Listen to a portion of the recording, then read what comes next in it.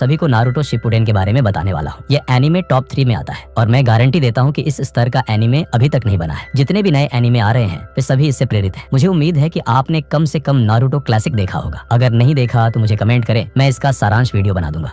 तो चलिए शुरू करते हैं नारुतो शिपुडेन के पहले एपिसोड से। इस एपिसोड में हम देखते हैं कि नारुतो किसी को ढूंढ रहा होता है। वह एक दरवाजा खोलता है, फिर दूसरा, लेकिन सारे कमरे खाली होते हैं। फिर हमें सकुरा की परछाई दिखाई देती है, जिससे पता चलता है कि नारुतो और सकुरा दोनों किसी को खोज रहे हैं।